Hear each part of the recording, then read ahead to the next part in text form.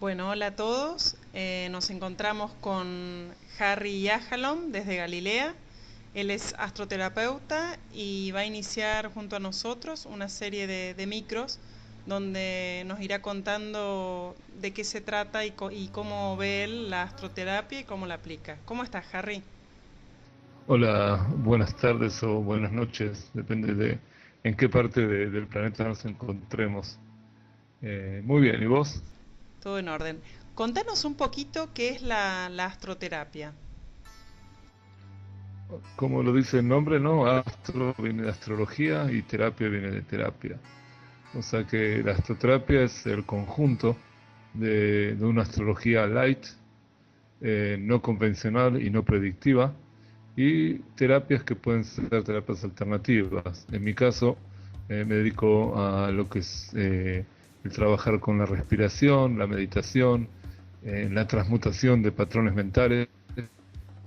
O sea que la gente que se atiende acá conmigo, después de haber hecho una carta, pero haber hecho una carta no de una forma convencional, de la astrología convencional, sino de cómo, les voy a explicar más adelante cómo hago las cartas, empezar a trabajar en esas cosas, ¿no? Empezar a trabajar en la transmutación de aquellas cosas que no nos convienen, de esos patrones mentales que hemos tenido grabados en el inconsciente y empezar a transmutar y a transformarnos en seres más conscientes.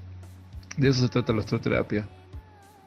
Ok, vos hablabas que tomás la carta y a partir de allí comenzás a trabajar. ¿Hay cosas que sean punto de partida en una carta natal? Sí, bueno, en mi caso, o sea, digo mi caso porque hay millones de astrólogos en el planeta. No sé si hay millones de astroterapistas, pero imagino que debe haber muchos.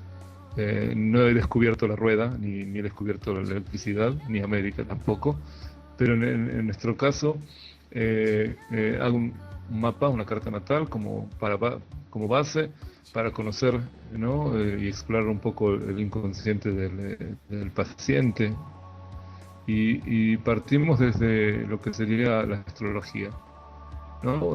Vemos cómo están distribuidos los elementos en una carta natal. ¿Qué son los elementos? Uno se pregunta. Bueno, los elementos en la astrología son, eh, hay cuatro elementos que son los básicos por los cuales están compuestas las cartas natales, que son los agua, que tiene que ver con las emociones, el elemento de aire, que tiene que ver con el pensar, con la creatividad, el elemento de tierra, que tiene que ver con las cosas concretas, con las cosas materiales, y el elemento de fuego, que tiene que ver con los impulsos, con los deseos, y bueno, y con el juego, ¿no? Entonces, lo primero que da una carta natal es ver cómo están distribuidos los elementos. Cuando digo distribuir los elementos es, hay gente que, por ejemplo, no tiene planetas en signos de fuego, o en signos de aire, o en signos de aguas. Entonces, viendo las carencias que hay en una carta natal. En la astrología convencional, como me ha pasado muchas veces que he consultado astrólogos, y en mi caso no tengo aire en mi carta natal, o sea, todos los astrólogos primero que me dicen, bueno, a vos te cuesta comunicarte, te cuesta expresarte, te cuesta hacerte de amigos, no tenés una vida social muy expandida, sino que sos más introvertido. Y bueno, y yo siempre les digo, bueno, siempre les decía, ¿no? Nada que ver. Lo que yo descubrí observando mi carta natal, observando otras cientos de cartas natales, que justamente el elemento del cual carecemos es justamente el que más vamos a buscar en esta vida. O sea, en mi caso, que me falta aire, que no tengo ningún planeta en signos de aire, lo que voy a siempre buscar es la conexión con la gente. La conexión, partir, el expresarme, el comunicar. Y obvio que tengo programas de radio, o sea, si me guío por la astrología convencional, no estaría hablando con ustedes ahora, ni podría tener programas de radio, porque sería una locura. Alguien que no tiene elemento aire. En la astroterapia tomamos todo con pinzas, ¿no? No tomamos todo así como dicen los libritos de astrología.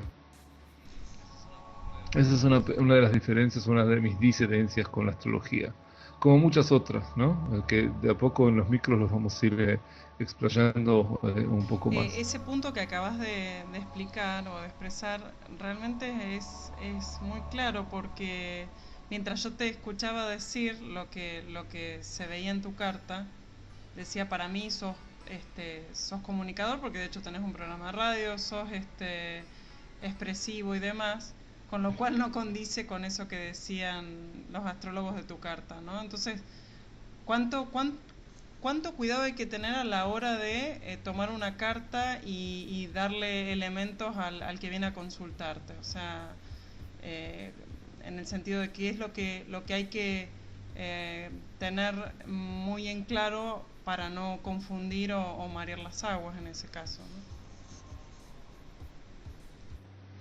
Sí, es un error que muchos principiantes en lo de la astrología cometen. Por otro lado, tengo a Mercurio ascendente, que Mercurio es el comunicador de los dioses, ¿no? Entre el Sol, que es Apolo, y el resto de los planetas, está Mercurio en el medio. Que Mercurio sería, lo llamo más que un planeta, sería un satélite natural. ¿Por qué un satélite? Porque en el caso de los planetas tenemos, ¿no?, la Tierra y los otros planetas que nosotros conocemos, tenemos aparte de la traslación, tenemos el movimiento de rotación sobre un eje. En el caso de Mercurio, no. Mercurio, una cara siempre mirando al Sol como nuestra Luna, y la otra cara mirando siempre hacia el resto de los planetas. O sea que es el planeta más frío y el planeta más cálido del sistema solar. Es un planeta bipolar, tiene los dos polos, ¿no? Si nos podemos hablar a hincar un poco más en lo que es la astrología. O sea, es un satélite natural bipolar que comunica a Apolo, es el alcahuete, lo llamo yo, ¿no? Le cuenta a Apolo, al dios Sol, que hacen el resto de los planetas, ¿no? Es un poco chismoso. Ese planeta es ascendente. En mi caso, otra cosa muy importante que para mí es la llave que abre un montón de puertas a otras posibilidades que no nos imaginaríamos, es el planetoide Quirón, que fue descubierto en los años 70. Que no sé si muchos astrólogos hoy en día lo utilizan. Yo desde los años 90, que para mí es una de las cosas más importantes que hay en la carta natal, inclusive el dibujo, ¿no? Tiene forma de llave, ¿no? Quirón en la mitología griega fue un centauro. eh, bueno, el mito es largo para explicar. Realmente los centauros tienen la capacidad de pensar como el humano, pero también tienen las posibilidades físicas del caballo, ¿no? Del animal.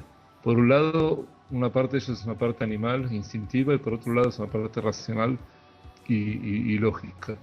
En el caso de Quirón fue un sanador, ¿no? En la mitología griega fue un sanador que no se pudo sanar a sí mismo, y ayudándolo a poner veneno en unas flechas al famoso Hércules, una flecha le cayó en la pierna y quedó herido. Pero él no podía sanarse a sí mismo. Entonces, ese sufrimiento lo hizo entender y ver muchas cosas a lo largo de su vida. Y para mí esa llave, ¿no?, que es a veces el sufrimiento, es lo que nos hace entender muchas cosas, lo que nos hace sensibilizarnos mucho, y también entender al otro, el sufrimiento del otro, ¿no? Y muchas veces a través del sufrimiento es cuando nos limpiamos y nos depuramos y nos transformamos en seres de luz. Si no estuvieran esos pequeños trajines de la vida, no creceríamos, ¿no? No se olviden que el diamante, ¿no?, sale después de tanta presión que se ejerce sobre el carbón. Eso es para mí, entre otras cosas. Claro, vos mencionabas a Quirón, ¿no? Pero si vos lo tenés que traducir en una carta, es como que verías en esa persona que viene a consultarte, digamos, hacia dónde está dirigido ese sufrimiento, ¿no? En cierta forma. Es como una clave de entender cuál es su sufrir, ¿no? Sí, aparte, no solamente el sufrir, sino también genera un vacío, muchas veces que es imposible de llenar. Y ese vacío que no podemos llenar nos impulsa a buscar cosas en la vida y a encontrar sentidos más profundos en la vida. Porque si no estaría esa presión, estaríamos pasivos y pasaríamos la vida motivados a los sentidos y a las cosas externas. Y ese quilón nos empuja un poco a el lado místico, espiritual, ¿no? Justamente por sentir ese vacío en la vida terrenal más adentro. Para mí es importantísimo eso porque las respuestas están adentro y no afuera.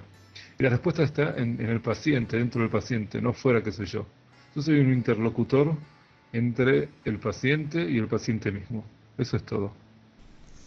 Sí, está muy bien eso, porque eso también de alguna manera te ayuda a mostrarle algunas cosas, pero que el trabajo finalmente lo haga la persona, ¿no? Si no es como que se crea esa dependencia con el astroterapeuta de, bueno, a ver, decime qué hago, decime cuándo. O sea, conozco muchos casos de gente que consulta hasta el día y hora de para hacer determinada cosa o no hacerla, ¿no? Y yo digo, es una dependencia un poco malsana al final, ¿no? Es una depravación eso, me parece es una locura.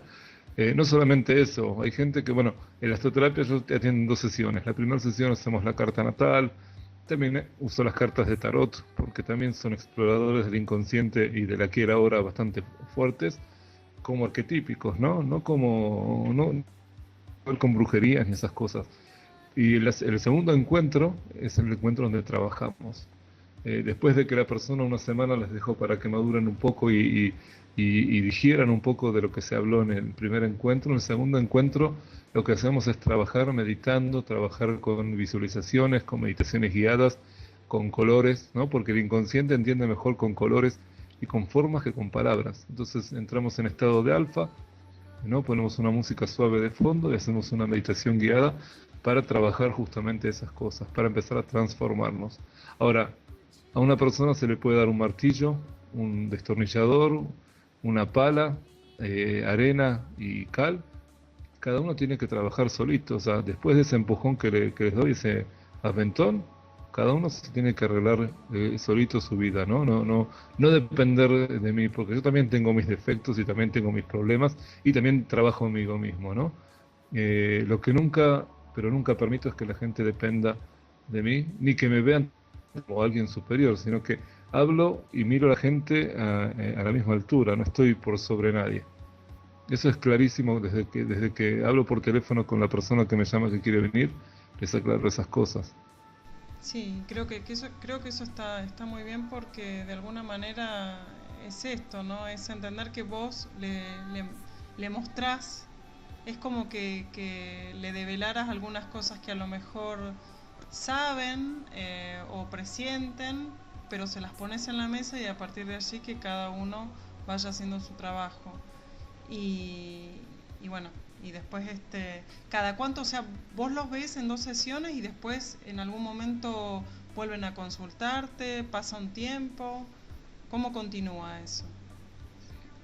Sí, si es por alguna cosa pequeña, sí, pero si es por alguna, si yo veo que no tiene una tendencia adictiva en cuanto a estas cosas, porque hay gente que se la pasa buscando brujos todo el tiempo, ¿no? Esa gente realmente les explico desde de entrada que no soy brujo, que soy mago como él es mago, ¿no? Ni más ni menos mago que él mismo, porque somos todos magos, conscientes o inconscientemente, algunos un poco más conscientes, otros un poco menos conscientes. Pero cuando ya entiendo que la gente viene a crear una relación de dependencia, corto por lo sano, y bueno, y no me presto a estas cosas, ni tampoco estoy de acuerdo en que muchos astrólogos se la den de gurúes o de dueños de la verdad, porque todos somos dueños de nuestra verdad. Bueno, la verdad que me gusta mucho la mirada y el enfoque y lo comparto realmente. Bueno, nos gustaría que en la siguiente charla por ahí ahondar un poquitito más sobre la la carta natal, qué cosas se ven, qué cosas se toman como base como para partir de allí, ¿te parece? Sí, cuando quieras, Romina, estoy a tu entera Bueno, disposición. muchas gracias Harry por por estos micros y creo que va a traer mucha claridad sobre este tema que de alguna manera está bastante maltratado a nivel público entre la gente, ¿no? Gracias. Yo diría prostituido, Sí, perdón por la sí, palabra. es verdad, es verdad. Sí. Bueno, que tengan todos una muy buena semana. Gracias, igualmente.